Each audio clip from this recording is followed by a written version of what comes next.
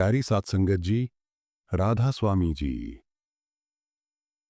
आज हम एक बहुत ही पवित्र और अर्थपूर्ण पर्व की कथा सुनने जा रहे हैं, प्रबोधिनी एकादशी की।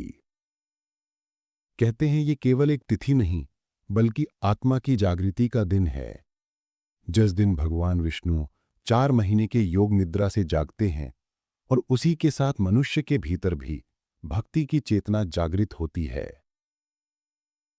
पर संगत जी, ये कथा केवल शास्त्रों की बातें नहीं बताती।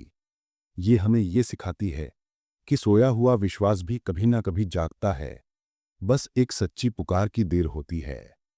गंगा किनारे बसे एक छोटे से नगर में एक व्यापारी रहता था। नाम था धर्मदास। ईमानदार, दयालु और समाज में आदरणीय। घर में सुख संपत्ति की कोई कमी नहीं थी, पर भीतर एक खालीपन था, एक अजीब सी बेचैनी। हर सुबह मंदिर जाता, दान करता, पूजा करता, पर लौटते वक्त हमेशा यही सोचता, भगवान सबको दर्शन देते हैं पर मुझसे क्यों दूर हैं। उसकी पत्नी कुसुम बहुत श्रद्धालु थी। वो कहती, जीवन में पूजा का असली फल तब मिलता है जब दिल विनम्र हो और सेवा सच्ची हो। पर धर्मदास सोचता, मैंने सब कुछ किया फिर भी भीतर शांति क्यों नहीं है। ऐसे ही एक दिन नगर में एक वृद्ध संत आए। उनका नाम था स्वामी आनंद राम। शांत चेहरा, मधुर वाणी और नेत्रों में करुणा की चमक। लोग कहते थे कि वो जिस घर में रुकते हैं वहां कोई ना कोई चमत्कार अवश्य होता है। धर्मदास ने भी उन्हें अपने घर आमंत्रित किया। संत मुस्कुराए और बोले, पुत्र, तेरा घर तो बहुत सुंदर है, पर तेरे मन का द्वार अभी बंद है। जिस दिन ये द्वार खुलेगा उसी दिन भगवान भी तुझे मिलेंगे। धर्मदास ने झुककर पूछा, गुरुदेव, मन का द्वार कैसे खुले? संत ने धीरे से कहा, सेवा से, श्रद्धा से और सब्र से। कभी कभी भगवान हमें तुरंत नहीं मिलते, क्योंकि वो देखना चाहते हैं कि हम केवल मांगने वाले भक्त हैं या प्रेम से जुड़ने वाले साधक। धर्मदास कुछ क्षणों तक मौन रहा, फिर बोला, गुरुदेव, मैं क्या करूं?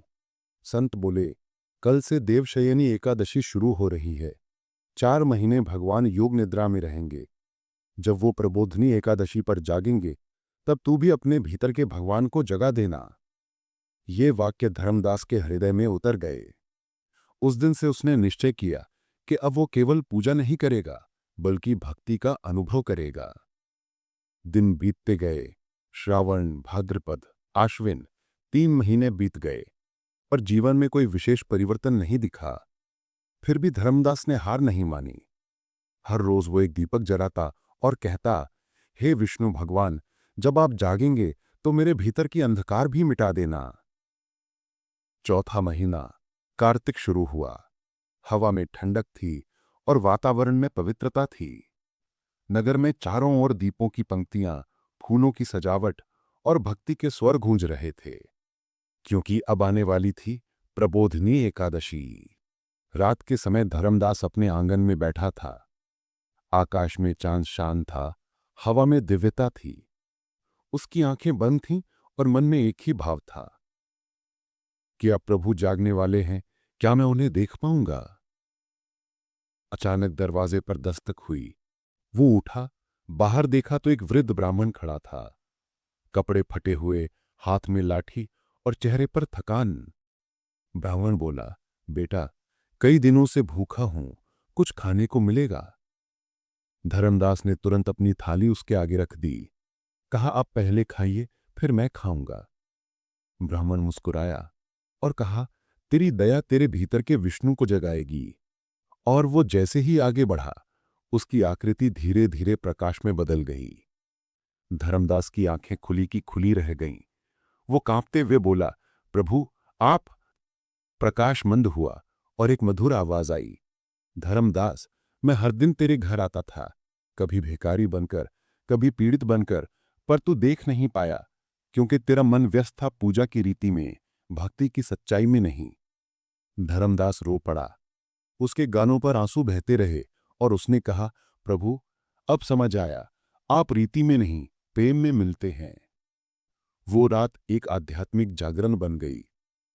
अगले दिन नगर के लोग घाट पर एकत्र हुए। सबने मिलकर प्रबोधिनी एकादशी का व्रत रखा और धर्मदास ने सबसे पहले वही वृद्धों, भूखों और जरूरतमंदों को भोजन कराया। वो कहता था, आज मुझे समझ आया कि भगवान सोते नहीं, हमारा मन सो जाता है। प्रबोधिनी एकादशी हमें जगाने आती है, याद दिलाने के लिए कि सच्ची भक्ति कर्म और करुणा में बसती है। समय बीतता गया। धर्मदास अब वो व्यापारी नहीं रहा। उसका हृदय नरम हो गया, वाणी मधुर हो गई और आंखों में प्रेम छलकने लगा। लोग कहते थे, वो धन से नहीं, दया से अमीर हो गया। हर साल जब प्रबोधिनी एकादशी आती, वो नगर में भंडारा लगवाता, गरीबों को कंबल देता और बच्चों को शिक्षा के लिए सहायता करता। वो कहता, ये दिन केवल भगवान के जागने का नहीं, हमारे भीतर की मानवता के जागने का दिन है।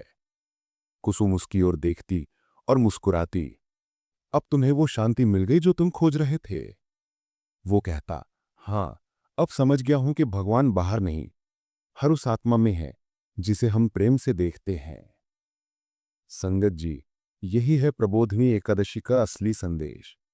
ये केवल व्रत, स्नान और पूजा का दिन नहीं, ये है अपने भीतर की नींद को तोड़ने का दिन। क्योंकि सबसे बड़ी नींद वो होती है जब आत्मा सो जाए और अहंकार जाग जाए। जो मनुष्य इस दिन केवल भगवान को नहीं बल्कि अपने भीतर की करुणा को भी जगाता है, उसी का जीवन धन्य हो जाता है। कभी कभी हम सोचते हैं कि भगवान हमसे दूर है, पर सच्चाई ये है कि हम ही उनसे दूर हो जाते हैं। वो तो हमेशा हमारे पास होते हैं, कभी माता पिता के रूप में, कभी दोस्त के रूप में, कभी उस भूखे इंसान के रूप में जो हमारे दरवाजे पर आता है। जब हम उस रूप को पहचान लेते हैं, तभी हमारा प्रबोधन होता है, तभी हमारी प्रबोधिनी एकादशी पूरी होती है। तो प्यारी संगत जी, आज इस कथा को सुनकर हम सब भी ये निश्चय करें कि अब हम केवल मंदिर में दीपक नहीं जलाएंगे, बल्कि अपने भीतर की मानवता का दीप जलाएंगे। हम दूसरों को जगाने से पहले अपने भीतर के सोए हुए प्रेम को जगाएंगे, क्योंकि जब भीतर का दीपक जलता है, तब बाहर का संसार अपने आप उजाला हो जाता है। राधा स्वामी जी, जय विष्णु भगवान।